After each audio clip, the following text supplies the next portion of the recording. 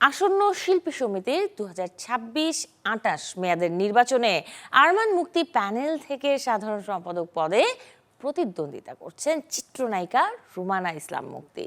নির্বাচনকে ঘিরে ইতোমধ্যেই বিএফডিসি প্রাঙ্গণে বিরাজ করছে উৎসব মুখের পরিবেশ।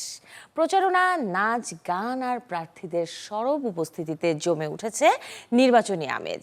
এরই মধ্যে বিভিন্ন মহলে অভিযোগ উঠেছে কিছু প্রার্থী নাকি গোপনে অর্থের বিনিময়ে ভোট প্রভাবিত করার চেষ্টা করছে। তবে এমন অভিযোগকে গুরুত্ব না দিয়ে নিজের অবস্থান স্পষ্ট করেছেন রুমানা ইসলাম মুক্তি। তিনি বলেন, যদি সত্যিই কেউ টাকা দিয়ে ভোট কেনার চেষ্টা করে থাকে তাহলে তার নির্বাচনের সুন্দর পরিবেশকে নষ্ট করবে। আমি একজন সাধারণ পরিবারের মেয়ে, আমার অঢেল অর্থ সম্পদ নেই। আমি বিশ্বাস করি শিল্পীদের ভালোবাসা, আমার সততা আর মায়ের দোয়া নিয়েই বিজয় অর্জন করা সম্ভব। সত্যি কথা বলতে কি, আসলে আমরা মানে আমি খুব সাধারণ ঘরের মেয়ে।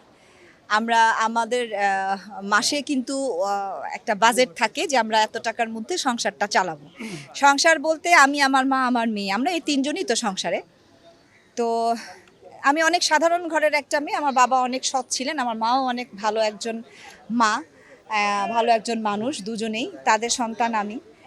অত আমার টাকা নাই, মানে আমি আগেও বলেছি যে টাকা দিয়ে আমি যুদ্ধ করতে এখানে নামিনি, আমি সততা দিয়ে নেমেছি।